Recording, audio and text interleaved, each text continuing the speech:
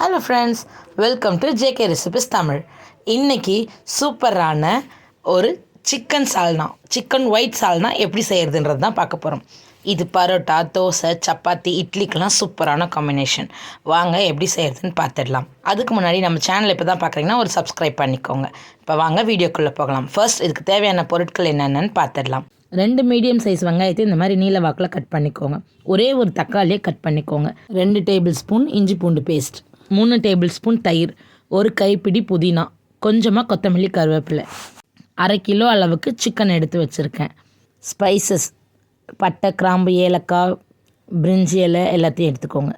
இதுக்கு ஒரு பேஸ்ட் அரைக்கிறதுக்காக தேங்காய், பச்சை மிளகா, கூடவே 5 முந்திரி, 1/4 டீஸ்பூன் கசகசா, 1/4 டீஸ்பூன் சோம்பு ஊற வச்சுருக்கேன். மிளகு ஜீரகம் 1 டேபிள் ஸ்பூன் எடுத்து வச்சுருக்கேன். இதோட காரம் பச்சை மிளகாவும் மிளகு சீரகம் மட்டும்தான். ஸோ உங்களுக்கு ஏற்ற மாதிரி எடுத்துக்கோங்க. உப்பு தேவையான அளவு, தாளிக்கு தேவையான அளவு எண்ணெய், கரம் மசாலா 1 டேபிள் ஸ்பூன் எடுத்து வச்சுருக்கேன். இப்போ சிக்கனில் உப்பு காரம் நல்லா இறங்குறதுக்காக கொஞ்சமாக மசாலா தடவி வைக்க போகிறேன். 2 டேபிள் ஸ்பூன் தயிர், 1 டேபிள் ஸ்பூன் இஞ்சி பூண்டு பேஸ்ட், மிளகுத்தூள், உப்பு தேவையான அளவு, மஞ்சள் தூள் இதெல்லாம் சேர்த்து கலந்து எடுத்து வச்சிடலாம். இது ஒரு 1/4 மணி நேரம் போல் இருக்கட்டும். இப்போ இந்த கலந்ததை ஒரு சைடு எடுத்து வச்சு நம்ம தாளிக்க ஸ்டார்ட் பண்ணால் கரெக்டாக இருக்கும்.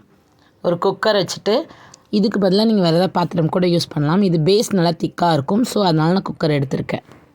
2 டேபிள் ஸ்பூன் எண்ணெய், 1 டேபிள் ஸ்பூன் கீ ரெண்டையும் சேர்த்துட்டு நெய் நல்லா உருகுனதுக்கப்புறம் எடுத்து வச்சுருக்க பட்டை, கிராம்பு, ஏலக்காய், கல்பாசி, மராட்டி மொக்கு எல்லாத்தையும் சேர்த்துக்கலாம். இது லேசாக பொரிஞ்சதும் கருவேப்பிலை 2 கொத்து, நறுக்கி வச்சுருக்க வெங்காயத்தை சேர்த்து நல்லா வணக்கிக்கோங்க.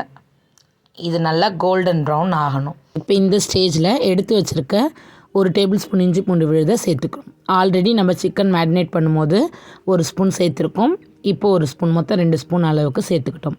இப்போ அதோட பச்சை வாசனை போனதுக்கப்புறம் ஒரு கைப்பிடி புதினா, 2 கொத்து கொத்தமல்லி போட்டு கலந்துக்கோங்க.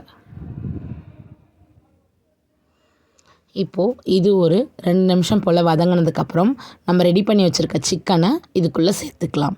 சிக்கனில் இந்த மாதிரி தயிர் கலந்து மசாலா வச்சு ஊற வைக்கிறதுனால சிக்கன் சீக்கிரமாக வெந்துடும். ப்ளஸ் அதோட உப்பு காரமும் உள்ளே நல்லா இறங்கியிருக்கும்.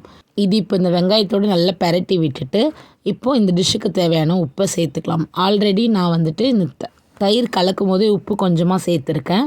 ஸோ உங்களுக்கு எவ்வளோ தேவையோ, நீங்கள் எந்த அளவுக்கு சிக்கன் எடுக்கிறீங்களோ அதுக்கு தகுந்த மாதிரி பார்த்துட்டு சேர்த்துக்கோங்க. வெங்காயம் தக்காளியும் அதே மாதிரி தான். நீங்கள் சிக்கன் எடுக்கிற அளவுக்கு வெங்காய தக்காளி கூட்டவோ குறைச்சிக்கவோ செஞ்சுக்கலாம்.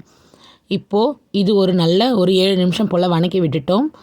சிக்கன்லேருந்து லைட்டாக தண்ணி விட ஆரம்பிச்சிடுச்சு. இப்போ நம்ம இதுக்கு தேவையான மசாலாவை அரைச்சி எடுத்துகிட்டு வந்துடலாம்.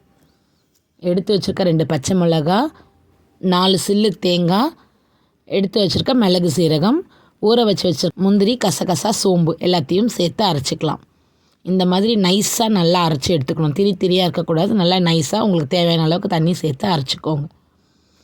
பாருங்கள், சிக்கன்லேயும் நல்லா தண்ணி விட்டு வந்துடுச்சு. சிக்கன் ஒரு 50% வெந்துருச்சு. இந்த ஸ்டேஜில் நம்ம தக்காளி சேர்த்துக்கலாம். தக்காளியை சேர்த்து 2 வணக்கி விடுங்க. தக்காளி நல்லா குழைய வதங்கணும்னு அவசியம் இல்லை. அது மேலே தெரிஞ்சால் நல்லா தான் இருக்கும். இந்த ஸ்டேஜில் கொஞ்சமாக கரம் மசாலா மட்டும் சேர்த்துக்கிறேன். ஒரு 1 டீஸ்பூன் அளவுக்கு கரம் மசாலா சேர்த்துருக்கேன். அதையும் சேர்த்து நல்லா வணக்கி விட்டுட்டு இப்போ அரைச்சி வச்சுருக்க பேஸ்ட்டை இதுக்குள்ளே சேர்த்துக்கலாம். தண்ணி உங்களுக்கு எந்த அளவுக்கு கிரேவி வேணுமோ அந்த அளவுக்கு சேர்த்துக்கோங்க. முந்திரியெல்லாம் சேர்த்துருக்கிறதுனால நல்லா திக்காகவே இருக்கும். ஸோ நான் எந்த அளவுக்கு தேங்காய் பேஸ்ட் அரைச்சனோ அதே அளவுக்கு தண்ணி சேர்த்துக்கிறேன். இப்போ எல்லாத்தையும் கலந்து விட்டாச்சு. இப்போ இதை மூடி போட்டு ஒரே விசிலில் எடுத்துருவேன். ப்ரெஷர் உடனே தூக்கிட்டு எடுத்துருவேன். நீங்கள் சப்போஸ் குக்கரில் செய்யலை அப்படின்னா 15 மினிட்ஸ் வேக வச்சா போதும். குக்கர் நல்லா 2 விசில் வந்துடுச்சு. ப்ரெஷரும் இறங்கிடுச்சு. இப்போ ஓப்பன் பண்ணி பார்த்துடலாம்.